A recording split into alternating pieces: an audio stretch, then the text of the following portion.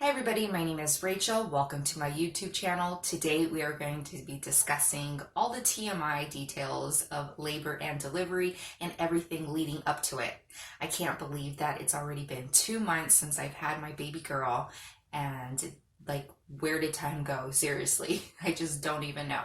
If you are not okay talking about personal, private things or private parts, then this video is not for you, and that is okay. But I was just wanting to give you guys a heads up so you know what you're getting yourself into in this video. Now, for the Braxton Hicks contractions, they can start anywhere from like the beginning of your pregnancy and kind of go throughout the whole entire pregnancy, or they can be like a month before the delivery date. It just all depends on your body and just how it goes. I don't know.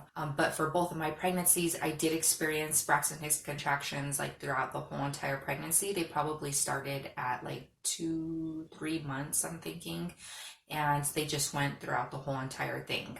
But as I got closer to my due date, they just started to get stronger and stronger and a little bit longer. In the beginning, like when you do go into labor and you start getting those contractions and you're like starting to time them, don't be fooled, because they start off gradual, but they do get a lot stronger. So I know I've heard from different girls are just like, oh, like I felt like I had it, like I had the contractions, and I'll just like thinking, oh, is this it?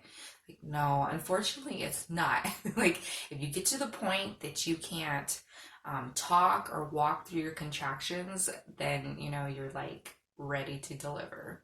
Now, your mucus plug will come out either in bits, or the whole thing will come out right before it is time to delivering. Now, it could be anywhere from, like a couple weeks or a couple days or within hours of delivery. So you just never know. With both of my girls, I have a 2-year-old and a 2-month-old, and with both of them, my mucus plug came out in like bits, and it started, I think, like about probably like 2 weeks, like about a week and a half to 2 weeks before I actually went into labor. It just came out in bits, and it will look like egg whites or even kind of like boogers. So that's what it'll look like when you see it coming out. When you get towards the end of your pregnancy, you will feel like when you're walking, you'll have so much pressure in between your legs that it's going to feel like a bowling ball, like lots of pressure. And yeah, it just feels like you're carrying around a bowling ball everywhere. Now, for your water breaking, this is like one of those things that like the movies dramatize, but it's really not like that. I know I was a little bit nervous for my water to break in the last days. Like if I was in public or at the store or something, I was just like, I don't know. I don't want that to happen to me. But I mean, if it were to have happened, and it could have happened, then it is what it is, and everybody would be like very attentive to you if that were the case. And this right here is my beautiful daughter, Miss Mila Jhene, and she is 2, and I can't believe on January 1st she's already gonna be 3. I just can't believe how fast time flies. It's just like when you become a parent, you realize how much time just like really goes by. So back to the water breaking. It'll either start to leak, or it'll just all be like one gush. For me, with Mila, my daughter right here, it just started to leak. Like right away it came out and it started to leak. And for my second, little Miss Emma Ray, it was broken by the doctor. So I was already in labor and they're at the hospital and everything, and my water did not break. So she went ahead and broke that for me. And it honestly, like when she was doing the examination, she was filling it and she was like poking it. She's like, oh yeah, it's like ready. And it felt like a water balloon. It was weird. It felt like a water balloon, and she popped it and it was just like gush. It was crazy. I didn't feel it though, because I had already gotten an epidural by that point. But it probably would have felt a little bit uncomfortable, but I don't think it should have hurt. I really don't know, because like I said, I had an epidural, so everything was pretty numb down there. Another thing for the contractions, you can either get your contractions in the front, you can get them in the back, and you can get them on both sides. And in the beginning, they'll start to feel like cramps, like period cramps. Like if you do have like back labor, and mainly contractions in your back or maybe only in your back, it probably means that your baby is sunny side up, which means that your spine and the baby's spine are both aligned together. And there's different positions that you can do and look up yourself to get your baby in the correct position, to deliver the most easiest as possible, because delivering is not easy. Well, I have to take that back on the delivering is not easy. The labor part is not that easy, but the delivering part, it can go either way. Like both of my deliveries were fairly easy. The labors were tough, but the delivering part was easy. With Mila right here, the delivering was, it only took probably 25 minutes. And with Emma, I got one contraction, and you do about 3 pushes in one contraction. Within one contraction, I did 2 pushes, she was out. So you just never know. It could be the same person, but different births and labors are completely different. They really are. So if you had a really hard one the first time around, it doesn't mean that it's going to be extremely hard the second time around. Now, in order for them to keep you at the hospital, they want you to either be dilated to 4 centimeters or for your water to break. And this last time around, my water did not break. The first time around, my water broke, so they took me in.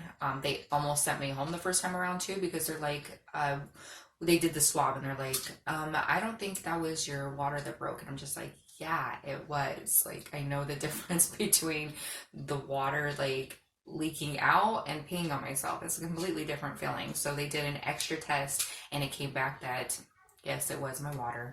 Now I have a really hard time dilating, so it's just hard for my body to dilate.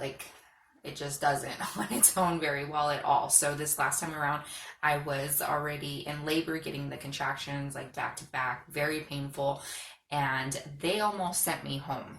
So if you have not seen my my labor and birth vlog, I will link it down below. It just blows my mind still thinking about it, that they were going to send me home because I was not dilated enough. I was not effaced enough at the beginning. Thanks to God, when they checked me again, when I said I'm not going nowhere, they checked me again, and luckily I was effaced to 70%. And when you hear the word efface, it just means your cervix, the lining of your cervix, how thin it is, because it has to thin out to 100% all the way for the baby to come out. Now, once you get admitted into the hospital, they will take you into a labor and delivery room before, you go into your actual room after you have the baby. And when you're in your labor and delivery room, they only allow about 5 to 6 people. I think it was only 5 people for me. And so it's just really limited.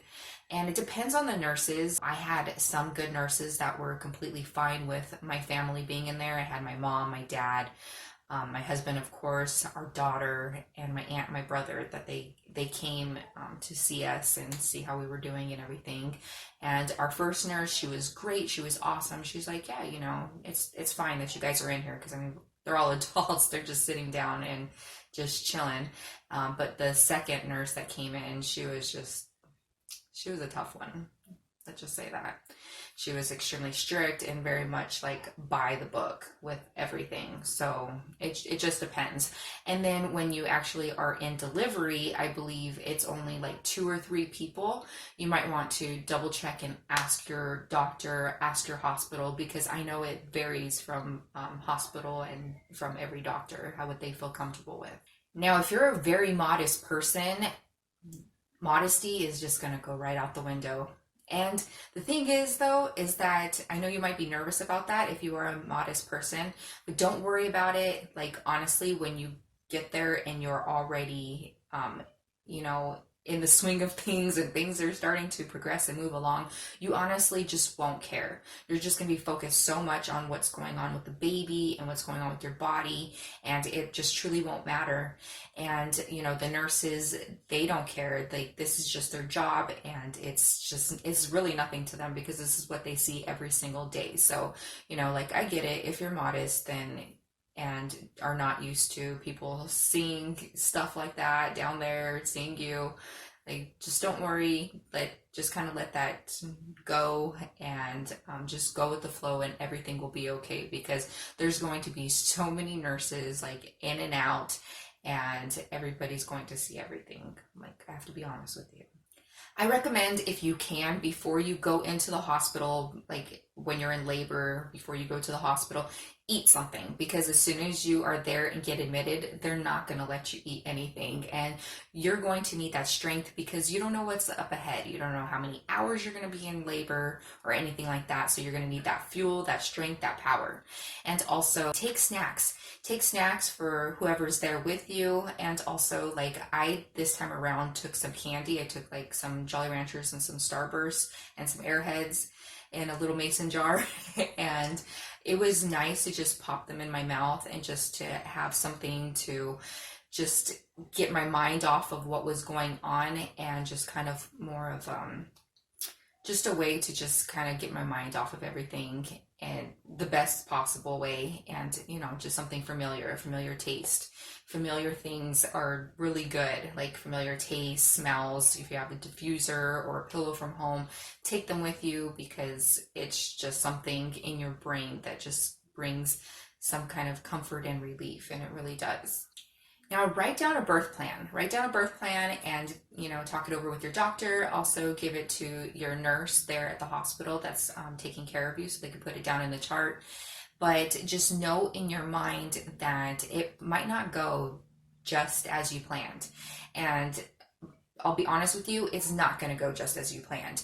I wrote birth plans for both my girls, and, labor and delivery just go how they go. Things that are important to you, like that were important to us, like for my husband to pull out the baby, for the delayed cord clamping, those things, if baby's healthy, everything's really good, then those things will be able to be done, and they were for us, thanks to God. But just be at peace and know that they probably most likely won't go the exact way, but they will go as close as possible. One thing that didn't go like the way that I wanted it to go was the whole not having like the Pitocin this time around, not having the epidural. The last time around I didn't want that either. The only thing that matters is that my girls are healthy, and that I'm healthy, and that everything turned out okay. One thing to keep in mind though, if you do get the epidural, it doesn't mean that it's gonna go 100% right. And I'm not trying to scare you. It's just the reality of it.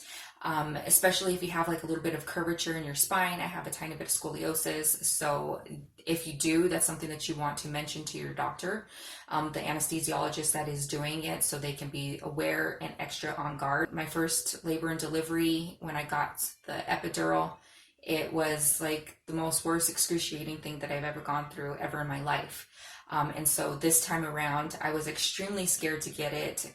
But after being in labor for, I think it was like 18 hours and nothing happening, I was just like, this is happening again. My body doesn't want to dilate. I know what I have to do. I know I have to get the epidural so my body can completely relax and I can dilate, which that's what happened, and that's what I had to do. And this time around, the epidural went flawless. It didn't even hurt. I didn't even feel the needle going in. So it just all depends. You just don't know. But prayerfully, everything goes good, of course. Now for the epidural, you may be completely numb. You may be only numb on one side. The numbness might go away by the time you have the baby. You just don't know. But that's something to really keep in mind, and to know, like, they have you lay flat on your back and will have you like go side to side. You mainly want to stay on your back. They had me on one of my sides too long. I got like really numb all on one side, then had to rotate to the other to get the epidural to move to the other side of my body. So if you feel it like evenly, just stay on your back so it just stays even and is not on one side more than the other. I wasn't completely numb this second time around, and that was okay. I'm glad I did have some feeling and I was able to lift up my legs. And so I was happy about that. They do give you a button though that you can push. I don't remember having a button this time around though, but I don't think I had one now that I think about it. But the first time around I did have a button, and you could just like press it to release more medication. Oh, did you make this last night? Yeah. Oh, she made this last night. Okay, so they're going to offer you different things to use while you're in labor and also while you're delivering. They have the peanut ball, which helps you to while you're in bed to just have your legs over it, so it can help open you up. They also have one of those big exercise balls that you could sit on and kind of bounce and kind of help drop the baby down and open up your hips and everything. And also for delivery, they also have a mirror, which is absolutely awesome. I used the mirror for both of my girls and I loved it. You can just see everything that's going on. It really helps you to focus, especially when you have an epidural and you can't like feel everything, completely. Then it just helps you to focus so you can actually see the baby coming out. So it's absolutely beautiful, whether if you have the epidural or not, just to be able to experience that, seeing your baby come out. Now, you never know, your baby may need some intervention, and that's something that, is really hard. And thanks to God, both of my deliveries were absolutely fine. My girls were fine, and we did not have to go through that. But sometimes they have to use a vacuum, which is just a suction to pull out the baby. They just, helps to pull the baby out for you. You may need emergency C-section. You just never know. But as long as your baby is healthy and you're healthy, that is the main thing to focus on. When the baby comes out, the baby may have the cord wrapped around them a little bit, and that happens a lot of the times because the cords are so long and the babies are turning around all over the place. With Emma, my second baby, it was around a little bit, but it was nothing severe or dangerous. They just, unwrapped it and she was good. Now, having the baby, you may tear, and you probably will. Just depending on, how much you tear, I don't know. My first time around, I tore extremely bad. And this time around, I just tore just a little bit. So you can use olive oil. I took extra virgin olive oil with me and I used that. I also used hot compresses before I started pushing, and that did help out a lot. They also offer, you can ask for, or sometimes the doctors offer to do an episiotomy. That's when they just kind of do a little bit of a snip, a little bit of a cut to help open you up. I did not want to do that, but that's totally up to you. Now, you have 2 deliveries within one delivery. Now hear me out. You first have the baby, and then you have the second delivery. You have the placenta that you have to deliver. Now the placenta looks so cool once it's delivered. It's just the most coolest thing. It looks like, just a big old organ coming out of your body, and it feels amazing. Little Miss Emma Ray, this is her. My beautiful 2-month-old, and she just woke up, so she wanted to come say hi. Hi, Mama. Okay, so back to the placenta. Like, if you want to see it, if you want to touch it, just ask. It's yours, and you will definitely not regret it. Unless if you have like a squeamish stomach. But I mean, it's so cool. Like, just the touch of it, the feel of it, and just to see it, to see where your baby lived for all those months. That was their house. Now, when the baby comes out, you will want to do skin to skin, and do it as long as you want to. With both of my girls, I did it for an hour each. And you can do it for as long as you want. Like, they can come back to do the measurements and all that once you are done doing that. Like, there's no rush. Don't feel rushed even though they're standing there waiting for the baby. Like, this is your time. This is your bonding moment. This is what you've been waiting for those 10 months of growing that beautiful baby. They also have you sign for if you want to do the shots or not. For us, we did the vitamin K shot, which is it's not a shot. It's what they put in the baby's eyes, that Vaseline looking stuff. We did that, but we skipped out on the Hib B. And with both of our girls, we did that because you see the doctor, their pediatrician, within a week. Oh, Mommy. Within a week, and that's when we did it at their first doctor's visit. Okay, so she just wanted to drink some milk. She's hungry. So you don't have to let your child out of your sight for anything at all. I kept my baby with me at all times, both of my babies. Both my husband and I, if they had like a little test to do or something, we went with them and just wanted to keep our babies with us at all times. That was our preference and what we chose to do. So you don't ever have to let your baby out of your sight if you're not okay with that. For the first bath, I didn't know that you can give your baby the first bath if you want to there at the hospital. The first time around, they didn't even mention it to us. You okay? They didn't even mention it to us. So the nurse bathed Mila, but the second time around, the nurse was like, if you want, you could do it yourself. And I was like, really? Okay, yeah, like I want to do it. And I mean, that didn't like dawn on me that obviously it's your baby. Like, if you really want to, you could do it yourself. But I had just thought that's how they did it. Like, they just do the bath for the baby the first time, and that's just the way things go. But I was really happy when the second nurse asked me and offered for, if I wanted to do it, that I could. I really appreciated that. So just letting you guys know, if you thought or think the same way that I did, that that's just the way it is, it's absolutely not. You can do it yourself. So after the labor and delivery, you will be extremely hungry. And if it's in the middle of the night when you have the baby, like it was for me, but they do have snacks for you. Like they have sandwiches and pudding and jello and all that. So just snack on that. And as soon as the hospital cafeteria opens up, order some food, because I mean, you're going to be really hungry, I promise you. Oh yes, and after you have the baby, like, one thing that will be a little bit scary is the first time that you have to use the restroom. Like, you're all messed up down there, and it's just like, that's just one thing that you're not going to want to do. But I promise you that it doesn't hurt like you would think it would. So, and they also give you stool softeners to help, so don't worry, it'll be cool. All right, well, little Miss Emma, she is done with this video for today. So I just wanted to go through with you guys the whole labor and delivery TMI and how it went for me and how it might go for you, and just give you guys the scoop. So thank you so much for watching this video.